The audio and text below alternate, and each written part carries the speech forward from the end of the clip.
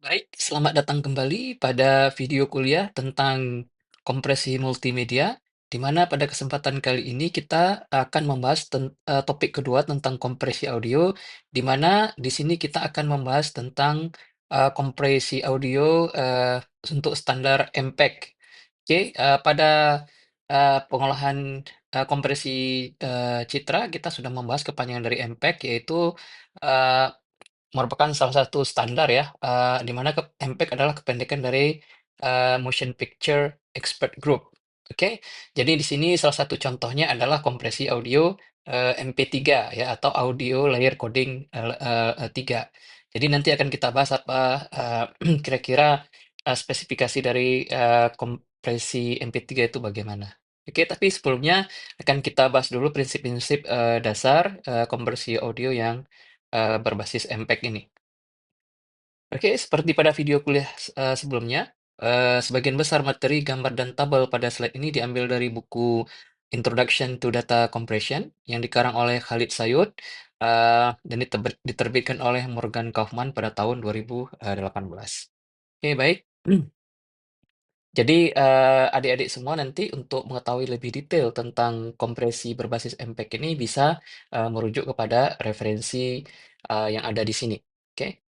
Baik, kita lihat dulu topik pertama atau slide pertama, yaitu psychoacoustic coding. Ya, jadi ini merupakan prinsip dasar yang digunakan MPEG untuk kompresi audio. Jadi metode psychoacoustic ini dikembangkan berdasarkan model pendengaran manusia. Oke, jadi kita lihat di sini pada poin kedua, manusia pada umumnya tidak mendengarkan setiap frekuensi dengan cara yang sama. Oke, jadi bisa kita lihat pada grafik yang ada di bawah ini. Ini dinamakan dengan spectral masking. Nanti akan kita jelaskan maksudnya.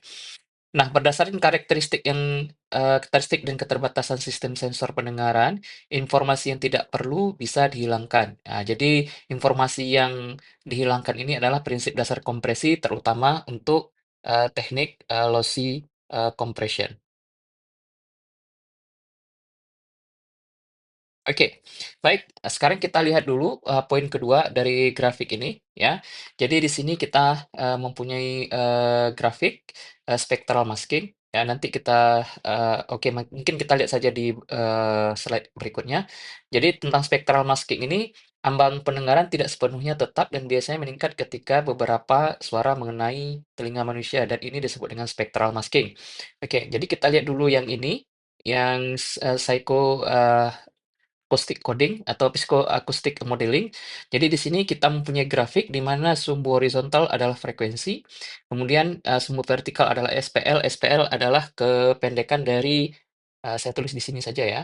SPL adalah kependekan dari sound pressure, tekanan ya, level. Ya, oke. Nah, jadi kita lihat di sini eh, dari poin nomor 2, manusia pada umumnya tidak mendengarkan setiap frekuensi dengan cara yang sama. Jadi kita lihat di sini, eee, grafik ini ya, ada sebuah threshold yang eee, membatasi ya 2 area, di mana area yang tidak diarsir ini adalah area yang tidak bisa didengar oleh telinga manusia. Sedangkan bagian yang diarsir ya, itu disebut dengan audible region, di mana eee, area yang suaranya ya, itu bisa didengar oleh manusia. Jadi batas ini itu disebut dengan threshold of audibility. Jadi yang memisahkan antara antara area yang tidak bisa didengar dan yang bisa didengar oleh manusia. Jadi dari grafik ini bisa kita lihat contohnya pada frekuensi 20 Hz ya. Jadi sound pressure level atau amplitudo dari, karena seperti yang kita ketahui bahwa audio itu dihasilkan dari tekanan udara yang berasal misalnya dari mulut kita, jadi menekan udara di sekitarnya sehingga kemudian merambat sehingga bisa didengar oleh penerima. Jadi ini harus kuat sekali sehingga mencapai 60 dB threshold-nya baru bisa didengar oleh eee telinga manusia.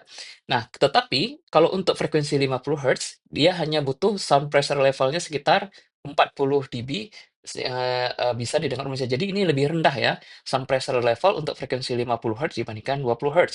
Malah untuk frekuensi tertentu, ya kita lihat di sini mulai dari 500 Hz sampai 10.000 Hz ya, itu sound pressure levelnya cukup rendah. Jadi asalkan, mencapai sekitar, 10, dB ya, di sini 10 dB, maka itu sudah bisa didengar oleh telinga. Malah untuk pada frekuensi sekitar, 2000 kilohertz sampai dengan 5000 kilohertz, hanya butuh 0, dB. Jadi setiap frekuensi itu threshold-nya jadi kita lihat di sini fungsi threshold, antara area yang bisa didengar dengan yang tidak didengar itu, tergantung kepada, frekuensi ya, jadi berbeda-beda threshold-nya, oke? Nah, ini disebut dengan, psychoacoustics, model, untuk, pendengaran manusia. Nah, kemudian kita lihat, pengertian dari spectral masking di sini. Oke, ambang pendengaran tidak sepenuhnya tetap dan biasanya meningkat ketika ada beberapa suara mengenai telinga manusia dan ini disebut dengan spectral masking. Masking ini seperti menutupi ya, mask itu seperti topeng yang menutupi. Jadi kita lihat contohnya di sini, kita mempunyai tone ya pada 1000 Hz ya, pada di sini kita lihat. Jadi yang garis solid di sini ya, yang tidak putus-putus di sini itu adalah threshold, audibility yang awal, akan tetapi pada saat ada ya tone ya atau suara pada frekuensi, ini single tone ya, hanya hanya mempunyai satu frekuensi di sekitar 1000 hertz, maka threshold audibility-nya berubah menjadi garis yang putus-putus. Jadi pada area ini ya, kita lihat threshold audibility-nya meningkat. Oke? Nah, ini yang disebut dengan proses, atau fenomena spectral masking. Di sini juga kita lihat meningkat. Oke? Nah, nanti akibatnya apa akan kita jelaskan pada slide berikutnya. Oke. Nah, adanya tone pada frekuensi tertentu menyebabkan naiknya threshold pada pita, pita frekuensi critical band di sekitar frekuensi tone tersebut. Jadi yang mana critical band di sini? Jadi eh, kita lihat pada eh, pita frekuensi tertentu di sini ya. Nah, ini di sekitar frekuensi 1000 Hz ini menjadi meningkat, audibility-nya, ke threshold of audibility-nya. Nah, ini disebut dengan, critical band, oke. Nah, jadi kita lihat di sini critical band adalah fungsi perbandingan frekuensi dengan, bandwidth, oke. Kemudian pada frekuensi rendah, critical band ini biasanya, paling kecil sekitar, 100 hertz, oke. Nah, sedangkan pada frekuensi tinggi, critical band ini bisa mencapai sekitar, eee 4.000 hertz atau 4 kilohertz. Jadi kita lihat di sini, kita lihat ini threshold audibility-nya, critical band-nya misalnya dari 500 ke sekitar 5.000 di sini, jadi sekitar 4.500 ya, atau sekitar 4 kilohertz ya, mendekati 4 kilohertz. Karena tidak langsung kita ambil dari 500 mungkin ya. Jadi ini sekitar kira-kira saja mencapai 4, kilohertz. Jadi itu yang disebut dengan critical band ya. Jadi, band frekuensi di mana, threshold audibility-nya, naik. Oke. Jadi kalau pada frekuensi rendah ini, apa namanya, critical band-nya kecil, tapi pada frekuensi besar itu critical band-nya cukup, lebar, oke. Nah, kemudian di sini ada poin berikutnya, adanya tone pada frekuensi, 1 kilohertz atau 1000 hertz menyebabkan spectral masking, sehingga frekuensi sekitar menjadi inaudible. Nah, contohnya adalah tone yang dekat dengan 1000 hertz ya, yang ini contohnya. Oke, pada awalnya ya, pada, original threshold of audibility-nya sebelum ada tone 1000, hertz ini, ya, kita lihat di sini puncaknya ini melewati dari threshold. Angka ini kan melewati dari threshold karena ini lebih besar ya, jadi ini terdengar pada awalnya. Oke. Nah, akan tetapi pada saat ada tone di 1000 hertz ini ya, threshold audibility-nya meningkat sehingga tone yang ada di sekitar 1000 hertz ini berada di bawah threshold sehingga tone ini menjadi tidak terdengar lagi. Awalnya terdengar menjadi tidak terdengar. Oke. Nah, kemudian kita lihat di sini tone pada frekuensi 500 hertz ya, baik sebelum adanya tone 1000 hertz ini dua-duanya terdengar. Akan tetapi levelnya sudah berbeda ya. Jadi pada sebelum adanya tone 1000 Hz di sini, ya, selisih amplitudonya seperti segini. Akan tetapi pada saat adanya tone dari 1000 Hz ini, jadi kita lihat, threshold-nya naik sehingga selisihnya dengan nilai threshold itu menjadi, cukup kecil. Sehingga karena ini cukup kecil, maka bisa dikuantisasi secara, kasar atau crude sehingga memerlukan jumlah bit yang kecil. Dan inilah nanti, kira-kira alasan kenapa bisa kita melakukan, kompresi karena membutuhkan jumlah bit yang lebih kecil dengan, menggunakan, fenomena, spectral, masking ini, oke. Nah, kemudian selain spectral masking, ya, MPEG juga mengeksploitasi namanya temporal, masking, ya. Jadi kalau spectral masking itu di domain frekuensi, sedangkan temporal masking ini di domain waktu. Jadi kita lihat di sini, ya sumbu horizontalnya adalah waktu, bukan frekuensi lagi. Nah, jadi kita lihat di sini proses masking yang terjadi ketika sebuah tone menaikkan batas pendengaran pada interval waktu sebelum dan sesudah tone tersebut. Jadi kita lihat di sini, ini ada suara, ya. Jadi di sini dengan adanya suara di sini, maka threshold-nya juga naik yang di sebelum terjadinya suara ini disebut dengan pre-masking. Kemudian setelah terjadinya suara masih ada juga proses naiknya batas pendengaran, itu yang disebabkan oleh masking sound-nya, dan ini disebut dengan post masking. Oke. Nah, jadi contohnya di sini adalah misalnya saat kita ada terjadi pembicaraan antara dua orang, ya, kemudian misalnya tiba-tiba di sekitar kalian tiba-tiba ada sebuah misalnya motor yang lewat dengan suara yang cukup keras, maka pada periode waktu tertentu kita tidak bisa mendengarkan suara dari lawan bicara kita, atau masih bisa mendengar tetapi amplitudenya atau kekuatannya lebih kecil, ya, terdengar lebih kecil. Nah, itu disebut dengan masking sound dari efek temporal masking, ya. Seperti itu kira-kira. Oke, kita lihat tentang acoustic model ini. Oke. Bagaimana prosedurnya? Jadi tentukan profil spektral profile komponen frekuensi dari sinyal suara yang akan kita codingkan, yang kita kodekan, misalnya musik seperti itu.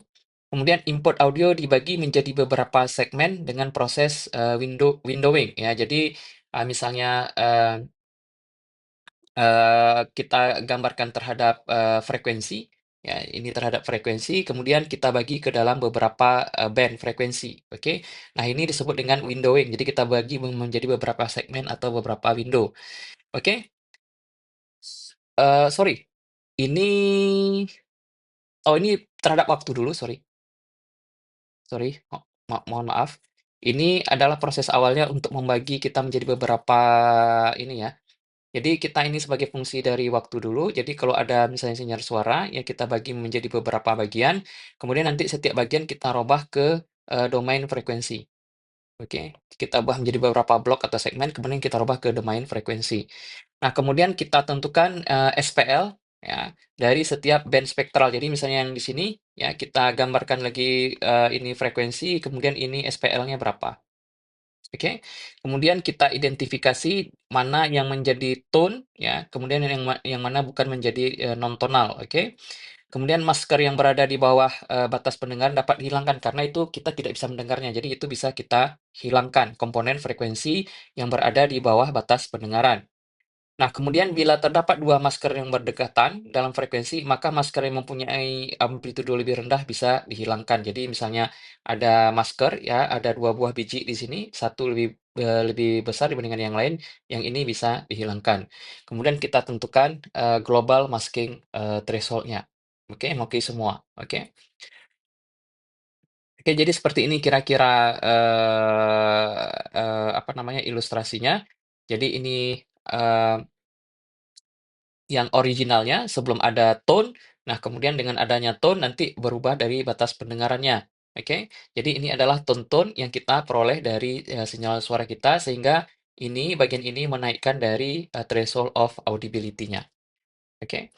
Nah, jadi kita lihat di sini bagaimana kita melakukan alokasi bit untuk hal yang ada di sini. Oke.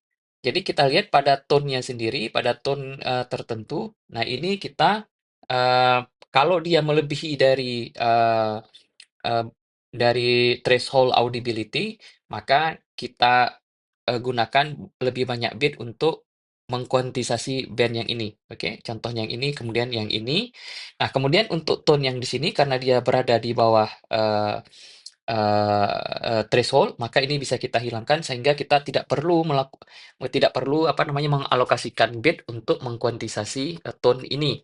Nah, bagaimana tone yang tetangga di sini? Nah, ini bisa kita gunakan karena dia hanya sedikit saja, maka itu kita menggunakan bit yang lebih sedikit. Jadi prinsipnya sama dengan kondisi yang ada di sini tadi untuk frekuensi 500 Hz yang disebabkan oleh tone di 1000 Hz. Oke. Saya harap ini bisa dipahami, ya, tentang alokasi bitnya.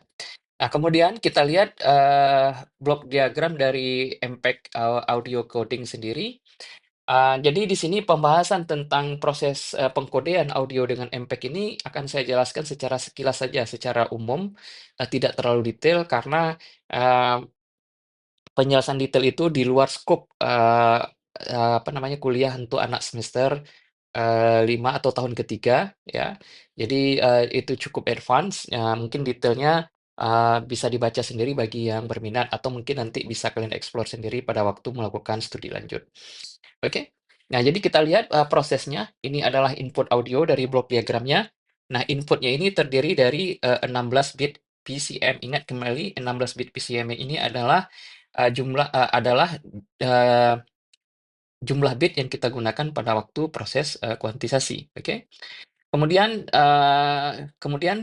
selanjutnya setelah kita, input adalah sinyal digital yang terdiri dari 16 bit, maka akan terjadi namanya time frequency mapping, oke? Yaitu proses untuk mendapatkan komponen spektral dari input, oke? Jadi kita robah dari domain waktu ke domain, frekuensi.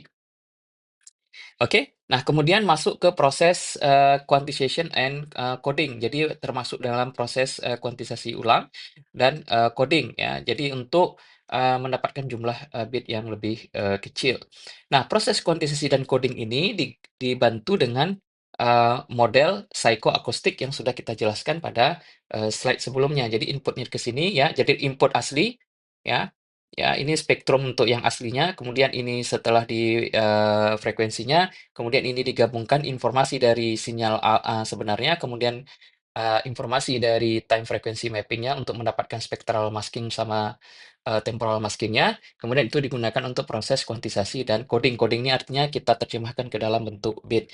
Kemudian kita, lakukan framing, ini udah di level ini ya, kita framing itu artinya adalah bagaimana kita, mengalokasikan bit misalnya untuk, header-nya untuk awal dari frame-nya, karena nanti, eee, pada waktu proses transmisinya nanti harus dibagi-bagi ya ke dalam beberapa frame, di mana misalnya frame-nya itu pendahuluan, kemudian untuk error correcting code-nya baru untuk, datanya. Oke, jadi kalau bagi kalian yang sudah, belajar tentang jaringan komputer ya, pada waktu kalian di, medium access control maupun network layer akan pasti ada belajar bagaimana kita melakukan, frame ya untuk proses transmisi, data kita. Oke. Nah, kemudian koefisien dan frekuensi kemudian dikuantisasi dan, dikodekan. Jadi koefisien frekuensinya yang dikuantisasikan, dikodekan. Kalau yang ini adalah, kuantisasi di domain, waktu ya, sedangkan ini kuantisasi di domain frekuensi, oke? Kemudian kita lihat MPEG itu, dibagi menjadi beberapa layer, ada layer 1, layer 2, dan layer 3. Nah, untuk layer 1 ini, disetujui sebagai standar internasional pada tahun 93, oke, MPEG 1 coding ya. Kemudian terdiri dari 3 kompresi yang berbeda seperti yang sudah saya sampaikan tadi, layer 1, layer 2, dan layer 3. Nah, layer 3 ini disebut dengan, MP3 ya, salah satu, file yang sering kalian, akses untuk, lagu. Nah, kemudian ketiga layer itu adalah, backward, compatible, ya kalian apa namanya, cari sendiri apa yang dimaksud dengan backward compatible. Jadi layer 3 bisa kompatibel dengan layer 2 dan layer 1. Oke? Kemudian mampu menghasilkan rasio kompresi dari 2,7:1 sampai dengan 42:1 ya. Jadi ini maksimumnya 42:1. Oke, jadi contohnya di sini CD audio mempunyai bitrate 1,4, megabit per second. Nah, pada layar 1 ini target kita adalah 192 kilobit per second, sehingga rasio kompresinya adalah, 7,3 dibagi dengan, 1. Oke. Kemudian kalau targetnya yang kedua adalah, 128 kilobit per second, jadi semakin rendah lagi, sehingga rasio yang kita peroleh adalah, 11,1. Oke. Kemudian, yang ketiga untuk MP3 ya itu targetnya 64 kilobit per second, jadi bisa kalian lihat pada waktu kalian memutar MP3 kadang-kadang kita disuruh pilih ya, berapa bitrate-nya. Kadang-kadang di sini biasanya umumnya untuk MP3 adalah 64 kilobit per second, sehingga rasio kompresinya menjadi lebih besar karena bitrate-nya lebih rendah ya. Jadi ini semakin turun terus, bitrate-nya sehingga MP3 itu mempunyai rasio kompresi yang lebih besar dibandingkan, layer 2 dan layer 1. Oke? Nah, untuk MPEG layar di sini, model akustiknya hanya menggunakan untuk layer satu ya, menggunakan frekuensi masking, jadi tidak menggunakan temporal masking. Oke, kemudian time frequency mapping, yang blok yang kedua di sini, time frequency mappingnya, ada blok yang di sini, itu hanya membagi spektrum menjadi 32 subband. Jadi menjadi 32 subband frekuensi. Kemudian psychoacoustic model menghasilkan masking threshold di setiap frekuensi band, ya. Kemudian toleransi error kuantitasi dan ukuran level sehingga menghasilkan toleransi error kuantitasi dan ukuran level kuantisasi. Oke. Oke, kemudian bitrate yang digunakan ini lumayan banyak ya dari 32, 64, 96. Jadi ini bitrate-nya variabel ya, tergantung step yang sebelumnya. Oke. Jadi kalau misalnya step size-nya semakin kecil berarti bitrate semakin besar, kalau step size-nya semakin besar berarti jumlah bitnya juga semakin kecil sehingga bitrate juga semakin kecil. Seperti itu kira-kira. Oke, kemudian kita lihat untuk yang MPEG layer 2. Nah, di sini beda dengan layer satu. Nah, yang pada layer 2 ini menggunakan frekuensi masking dan temporal masking. Jadi dua-duanya digunakan. Kemudian untuk time frequency mapping-nya sama dengan layer satu menjadi 32 subband untuk spektrumnya. Kemudian menggunakan strategi kuantisasi yang berbeda dengan layer satu, yaitu tentang ukuran level kuantisasinya. Dan ini tidak kita jelaskan secara detail. Oke. Kemudian bitrate-nya kalau kita lihat di sini kalau di sini sampai 448, di sini hanya sampai 384 ya. Jadi semakin turun kalau layer satu itu bitrate-nya lebih tinggi, kalau layer 2 bitrate-nya lebih rendah. Nah, ini MPEG Layer 2 ini digunakan pada digital radio, kemudian pada TV broadcasting sama VCD. Oke. Nah, kemudian untuk MPEG Layer 3, kemudian menghasilkan kualitas audio yang lebih baik, tapi dengan bitrate yang lebih rendah, tetapi kompleksitasnya itu bertambah. Kemudian time frequency mapping membagi spektrum menjadi 32 subband, ini sama dengan spesifikasi pada layer satu dan layer 2. Kemudian terdapat 18 komponen frekuensi setiap subband, oke, dibagi lagi. Kemudian jadi secara total 32 dikali dengan 18 kita mendapatkan 576 komponen frekuensi. Kemudian bitrate maksimumnya di sini adalah 320 kilobit per second. Kalau kita lihat di layer 2 itu lebih tinggi ya, 384. Jadi di sini kualitas audionya lebih bagus pada MP3, tetapi bitrate-nya lebih rendah. Jadi kuantisasinya ya bagus ya, tetapi kompleksitasnya bertambah. Kemudian di sini ada tambahan, keluaran dari quantizer dikodekan dengan teknik pengkodean Huffman. Ini sudah kita bahas, bagaimana teknik pengkodean Huffman, dan tidak kita bahas dengan detail bagaimana caranya ya, keluaran dari quantizer untuk MP3 ini dikodekan dengan Huffman. Kemudian merupakan standar digunakan pada audio streaming, ya kalau kalian menggunakan Spotify ataupun yang lain-lainnya, dan hampir semua pemutar audio digital. Oke. Nah, pengembangan dari sini apa? Nah, pengembangan dari sini adalah ada namanya MPEG 2 AAC, kemudian MPEG 4 AAC, Advanced Audio Coding. Jadi, kualitas dari AC ini seharusnya lebih bagus dari MP3 ya. Kemudian ada lagi High Efficiency AAC, kemudian yang mungkin bukan standar MPEG adalah Dolby ya, yang dikembangkan oleh Dolby, perusahaan Dolby, yaitu Dolby AC3, yaitu Dolby Digital. Oke. Nah, ini merupakan video singkat ya tentang kompresi audio berbasis MPEG.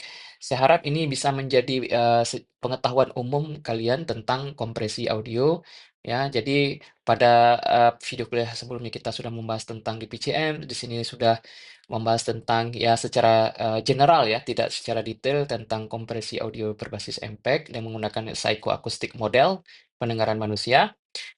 Jadi, video kuliah ini mengakhiri pembahasan kita tentang kompresi audio.